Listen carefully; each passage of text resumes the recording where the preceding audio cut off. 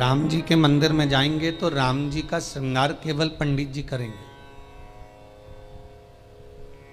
या राम मंदिर के जो पंडा होंगे वो करेंगे। देवी के मंदिर में जाओगे तो देवी जी का श्रृंगार पंडित जी करेंगे, या जो वहां पर मठाधीश पीठाधीश जो होंगे वो करेंगे। कृष्ण मंदिर में जाएंगे तो उनका श्रृंगार भी भगवान पंडित ही करेंगे, या वहां का जो पंडा होगा वो करेगा। पर पूरी दुनिया में केवल एक देव महादेव ही एक ऐसे हैं कि जिस मंदिर में जाओ लोटा भर के पानी चढ़ाओ और तुम्हारी मर्जी पड़े जैसा श्रृंगार करे आओ। शंकर कहीं भेदित नहीं है, शिव कहीं भेद नहीं।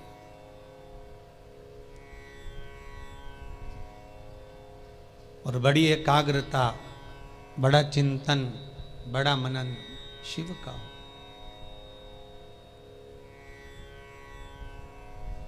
सब दूर जाकर झोली फैलाकर कहना पड़ेगा कि हमको ये दे दीजिए।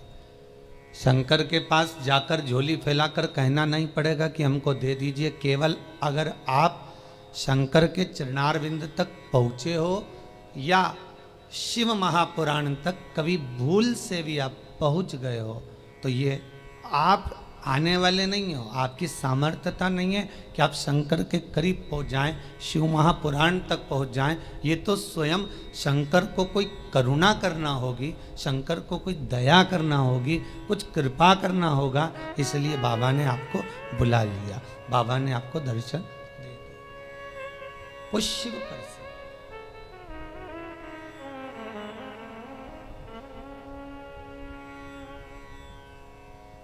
शंकर के दरवाजे पर जाकर अब कुछ मांगना भी मत, वो तो खुद दे देगा। बस जाकर बोल देना कि बाबा ऐसी बात है।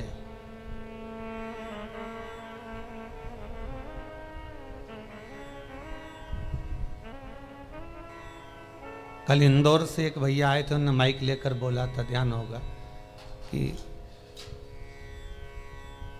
उन्होंने माइक लेकर उसको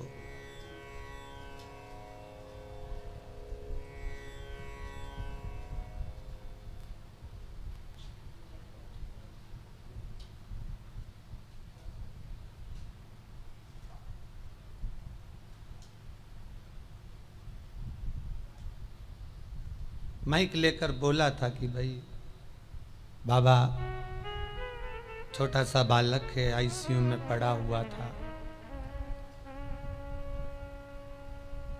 पर भगवान शिव की करुणा ऐसी हुई, उसने कोई उपाय ऐसा कर लिया कि बालक आईसीयू से भी हट गया और यहाँ वो लेकर भी आ गए।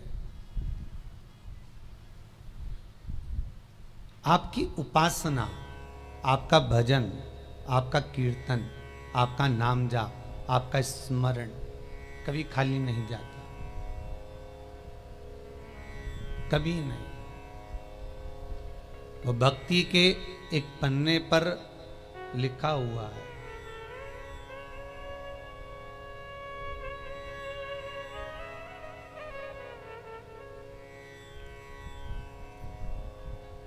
देवराज नामक का ब्राह्मण शिव महापुराण की कथा कहती है। 24,000 श्लोक इस शिव पुराण में है, 12 खंड हैं, 7 संहिता है।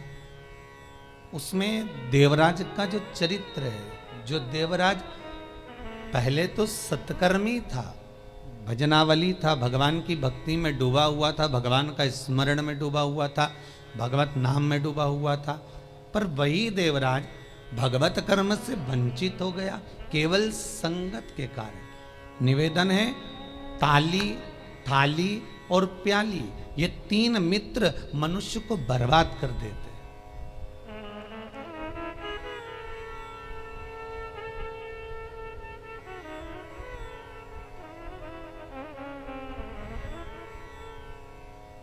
एक प्रशंसा करने वालों से दूर रहना, बहुत जल्दी बर्बाद करेंगे ये महाराज।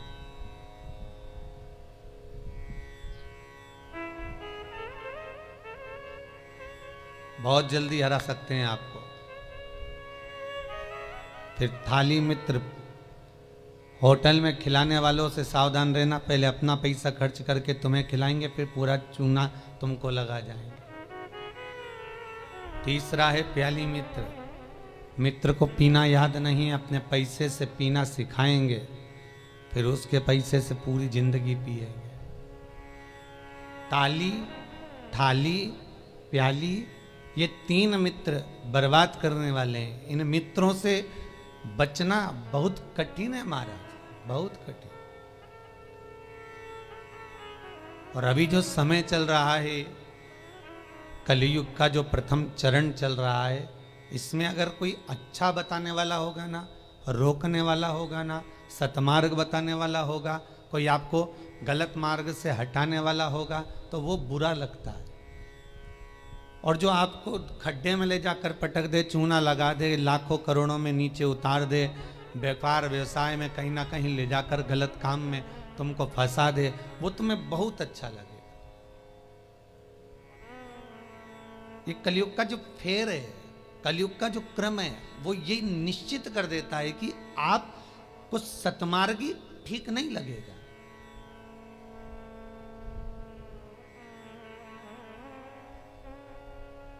इस व्यासपीठ से कितने उपाय बताए जाते हैं, हर चीज का उपाय है और लोग कर भी रहे हैं और फायदा भी है, पर उस उपाय को कई लोग ऐसे हैं कि करते ही नहीं है। फिर किसी ज्योतिषाचार्य के पास पहुंचे, फिर किसी कहीं जाकर पूछ लिया, कहीं बाबा जोगी आ रहे होंगे उनके पास पहुंच गए, किसी का सिर घूम रहा होगा, माँ गेहूँ दाना लेके पहुंच गए, कहीं नारियल लेके पहुंच गए, फिर उनसे जाकर पूछेंगे, बताओ माता जी, बताओ पिताजी, हमको ये हो गया, हमको वो हो गया, और माता जी पिताजी बस तुमसे धन लूट सकते हैं। बताएं क्या? जो शिव है नजदीक में, जो शंकर है करीब में, जो शिव विराजमान है तुम्हारे भीतर, स्वयं जिसकी आराधना राम कर रहे हैं, जिसकी आराधना कृष्ण कर रहे हैं, जिसकी आराधना देवी कर रही है, दत्त कर रहे हैं, और सारे मंडल, नवग्रह, 16 मातृका, पंचलोकपाल, जितने भी देव हैं, 33 कोटि देवता जिसकी आराधना कर रहे हैं, वो शंकर की आराधना करने में अपना क्या जाता है?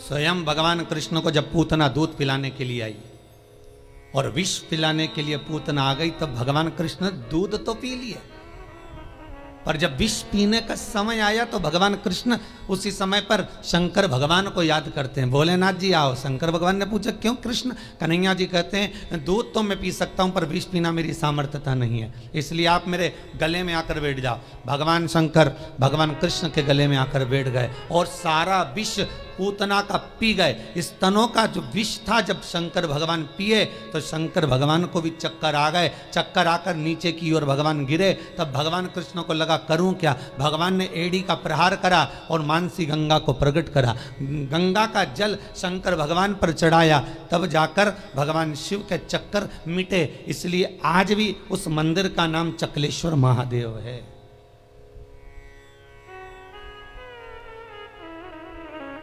गोवर्धन नाथ जी की परिक्रमा में पड़ता है चकलेश्वर महादेव।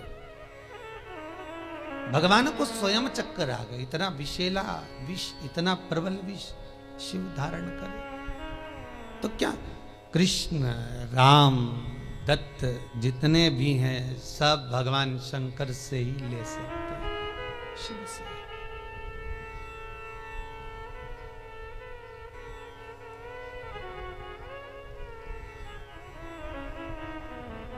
और कभी खजाना कम ना होता उसके दरवाजे का, वो लुटाता रहता है। अंबारियों में लुटाया उसने।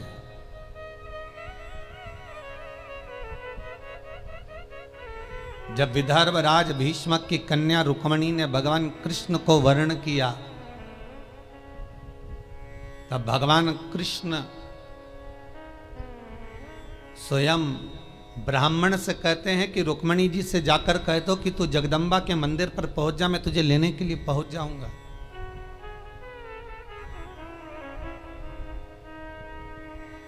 क्योंकि भगवान कृष्ण जानते हैं एक शंकर का मंदिर और एक देवी का मंदिर, ये दो मंदिर के दरवाजे कभी बंद नहीं होते,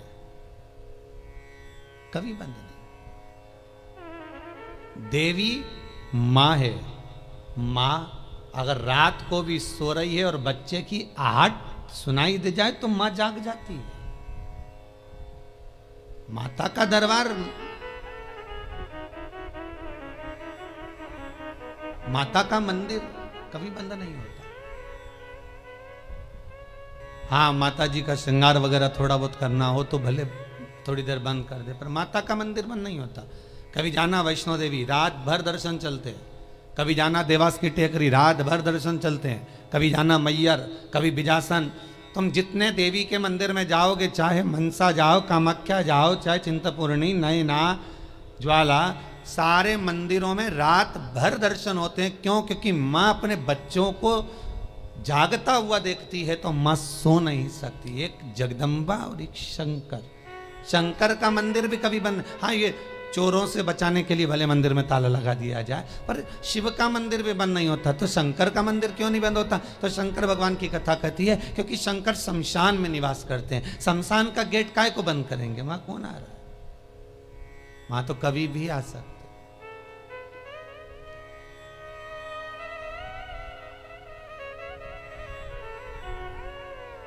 शिव भस्मीधारी, शिव त्रिपुंडधारी, त्रिकालदर्शी, उसका भी दरवाजा बंद नहीं होता।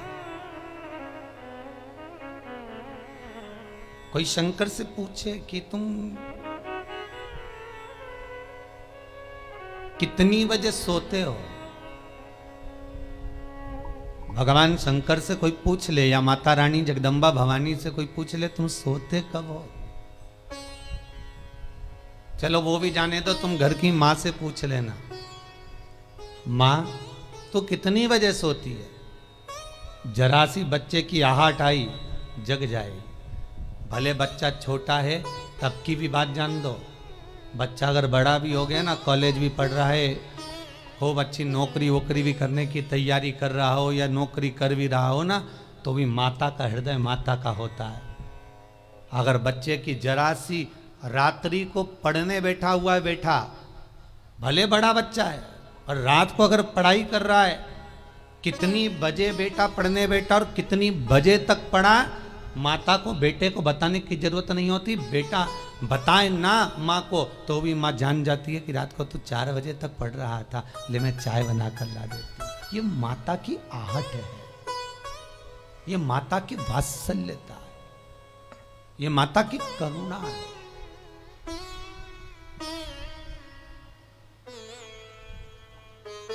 और बेटे का यदि मुख उतरा हुआ हो तो माँ जान जाती है कि आज कोई बात है, पूछेगी क्या हुआ, कुछ नहीं, कुछ तो है। अगर बच्चा उस दिन नहीं बताएगा तो 2 दिन बाद मालूम पड़ जाएगा, पर माता को मालूम पड़ेगा।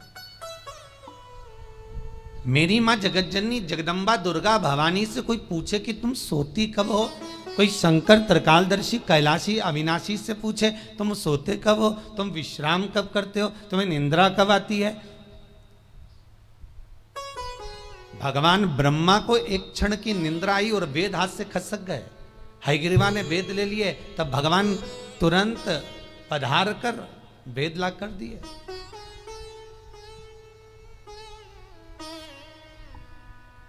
भगवान विष्णु 4 महीने के लिए सोते हैं। देव सोनी एकादशी पे सो गए, अब देव उठनी आएगी ना कार्तिक में, तब बढ़िया चकाचक उठेंगे। दत्त भगवान भी सोते हैं। सारे 33 कोटि देवताओं के सोने का श्रृंखला लिखी हुई है कि कौन देवता कहाँ कितने समय के लिए विश्राम करता है, कितने समय के लिए आराम करता है, कितने समय के लिए कौन सा देवता कब निंद्रा ग्रहण करते हैं, ये सब कुछ शास्त्रों में लिखा हुआ है। पर एक देव अधिदेव महादेव के लिए कहीं नहीं लिखा कि शंकर भगवान कितनी घड़ी, कितने पल, कितने क्षण सोते हों। एक शिव के लिए और एक जगत जननी जगदम्बा अम्बा माता पार्वती के लिए कहीं नहीं लिखा कि ये सोते हो।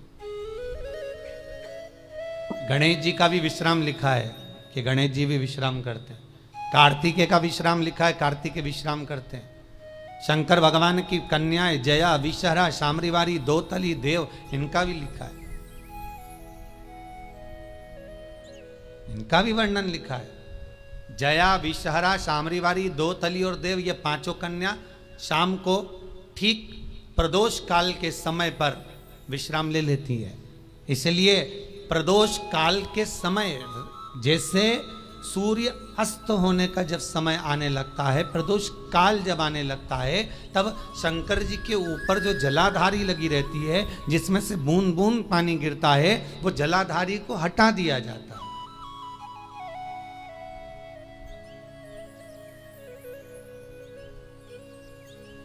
पर भारत की भूमि पर 4 मंदिर ऐसे हैं जहां पर जलाधारी नहीं हटती,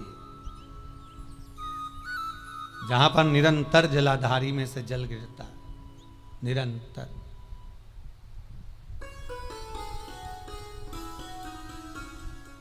प्रदोष काल के समय जया, विषहरा, शामरीबारी, दोतली जो शंकर भगवान की कन्या है, ये भी विश्राम कर लेती है। अशोक सुंदरी, शिव की पुत्री, ये भी विश्राम कर लेती। पर अगर विश्राम नहीं करते तो शिव, किसी ने पूछा सारी दुनिया आराम करती है, आप विश्राम करते हो, क्या मतलब है ये? शंकर भगवान कहते हैं मेरे कंठ पर भरा है विष, दिन भर लेता हूं राम का नाम, दोनों को मिला दो तो हो गया विश्राम।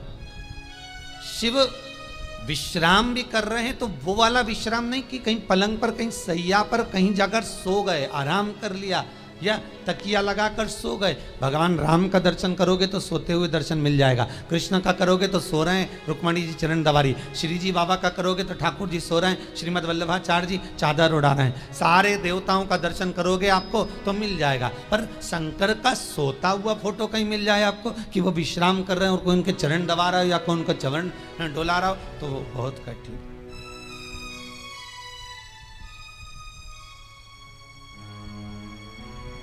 बेटा यदि पुकारे,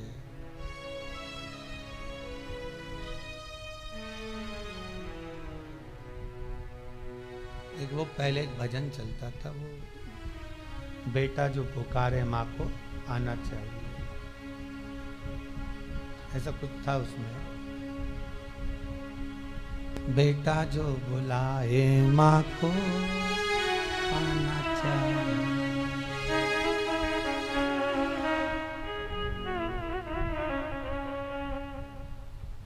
माता के चरणों में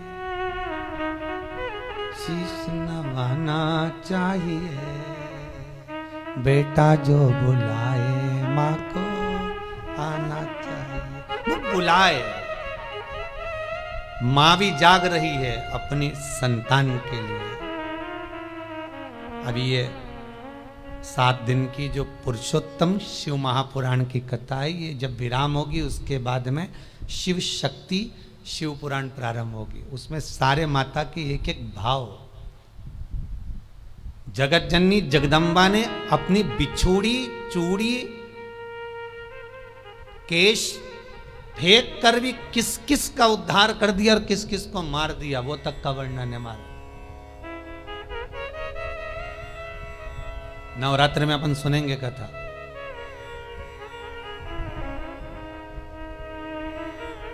विश्रामता नहीं है भगवान।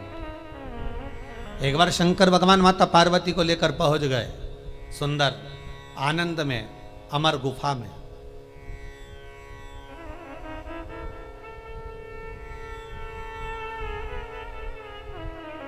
जिस अमर गुफा में शंकर पार्वती जी को अमर कथा सुना है, केवल पार्वती को नहीं, केवल माता पार्वती को अमर कथा नहीं सुनाई है भगवान शंकर ने अमर गुफा में। भगवान के साथ में पार्वती के जितने अवतार हुए, कमला बनी, तारा बनी, धूमा बनी, बगला बनी, मातंगी बनी, मनसा बनी, नैना बनी, चिंतपूर्णी, ब्रह्मचारिणी, कुष्मांडा, कल्याणी, जितने भगवान के अवतार हुए। शंकर जी की शादी कितने बार हुई है? 51 बार। और ये पार्वती के साथ में 52वें नंबर की शादी है।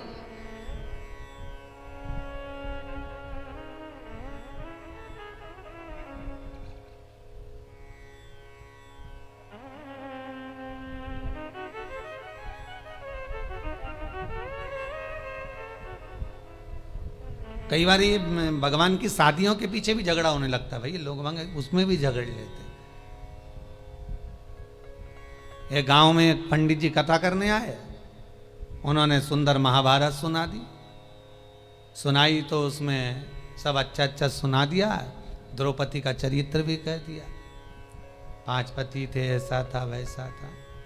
इतने में पंडित जी जाने लगे कि आज महाभारत समापन हो गई, चलो सब दूर से दक्षिणा इकट्ठी कर लाऊं, जजमान के घर जाऊं। पटेल साहब क्या गए, पटेल साहब राम राम। पटेल साहब बोले सीताराम जी। आओ पंडित जी बैठो। अब पंडित जी तो बैठ गए, खटिया लगा दी,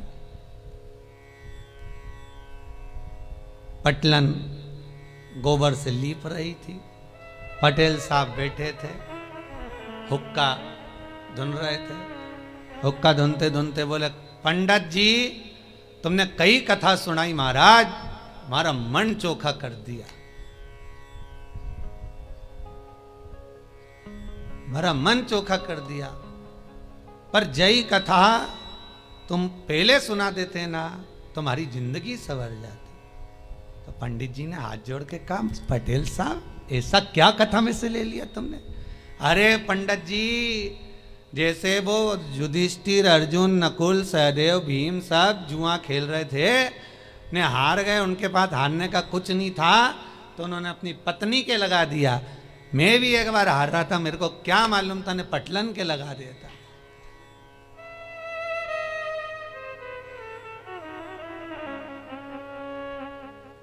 अब तो पटलन गोबर लीपती लीपती उठ के खड़ी हुई, इतना सारा घूंघट करके बोली, पंडित जी सही में इतनी चोखी कथा सुनाई तुमने पंडित जी, जिसका वर्णन नहीं है, पर जय कथा तुम पहले कह देते नहीं, तुम्हारी जिंदगी संवर जाती। द्रौपदी के 5 पति जैसी मैं भी करके लिया थी। अब तो पंडित जी ने तो झोला बिस्तर सब बंद करके जाने लगे, दक्षिणा जाए चूल्हा, अपन तो चलो, यह तो दंगा महाभारत चालू हो गया। तो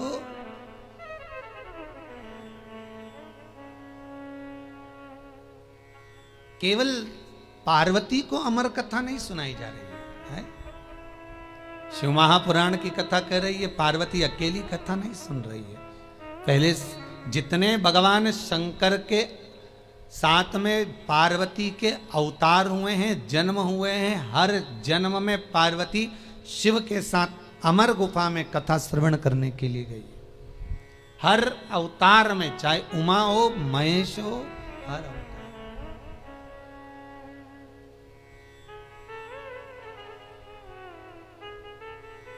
और निवेदन करूं आपसे, जितने लोग ऑनलाइन कथा को श्रवण कर रहे हैं, यूट्यूब फेसबुक पर सुन रहे हैं, उन सभी को निवेदन करूंगा, आप पुरुषोत्तम शिव महापुराण का 4th भाग श्रवण कर रहे हो।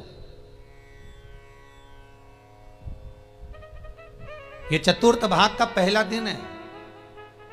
आप अगर पूरी कथा को श्रवण कर रहे हैं, सावन से सुन रहे हैं, भादो से सुन रहे हैं, जितने भी समय से आप कथा सुन रहे हो, वो आपकी मर्जी है। पर शिव महापुराण की कथा कहती है कि जैसे पार्वती बार बार जन्म ली है और जन्म लेकर अमर गुफा में कथा श्रवण करने के लिए गई है, शिव महापुराण की कथा कहती है जो एक बार एकाग्र चित्त मन से शंकर की कथा को सुनता है, ये इसका एक जन्म नहीं, ना जाने कितने जन्म का पुण्य इसका प्रबल होता है, तब जाकर ये शंकर की कथा को श्रवण कर पाता, तब ये शिव का अनुमोदन कर पाता। कितने जन्म, 84 लाख योनियों में 20 लाख योनि तो ये पेड़ पौधे की है। कभी गुलाब का पौधा, कभी गेंदा का फूल, कभी गोभी का पौधा, कभी कद्दू का, कभी लौकी का, कभी भिंडी का, कभी दूबा, कभी घास, कभी खाकरा, कभी आम, कभी आंवला। इसका भी क्रम समझ लेना।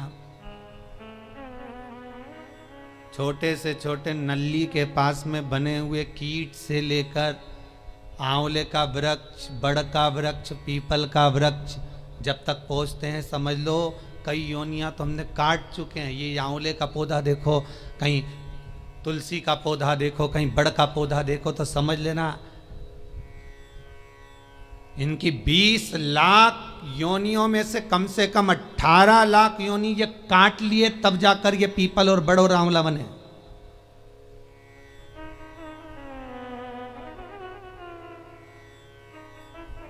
चौरासी लाख योनियों में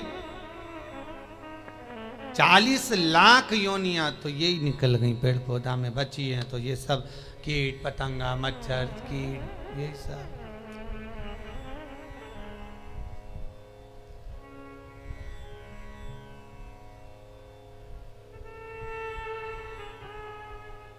अब एक ये कोरोना महामारी हो गई, ये 84 लाख योनि में नहीं है, ये कहीं अलग से ही आ गई। ये जो जीव जंतु है,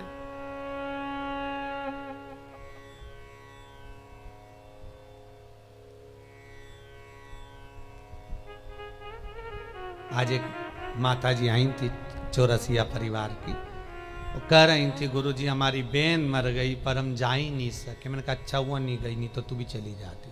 कहा जाए अरे गुरुजी ऐसी बीमारी आई कि रिश्तेदार उन मर रहे पर जा नहीं सक रहे। हमने कहा बिल्कुल मत जाना, नहीं तो ऊपर मीटिंग करते हुए मिलोगे, बिल्कुल ना जाइए। इतनी बुरी बीमारी, बेटा बाप को ना देख पा रहा है, बाप बेटे को ना देख पा रहा है, भाई बंधु को ना देख पा रहा है, कुटुंब कबीले को ना देख पा रहा। और तो और जब मर गया तो 13वें का भोजन खाने बामन भी नहीं आ रहा है। कितना विचित्र है।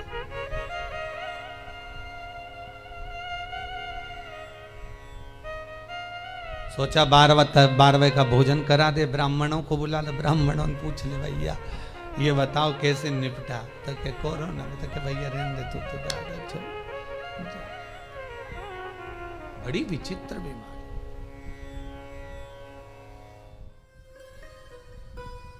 और मान लो बहुत ज्यादा दुख है, बहुत ज्यादा तकलीफ है, बहुत कष्ट है, तो फिर विष्णु पुराण का एक उपाय जरूर कर देखना।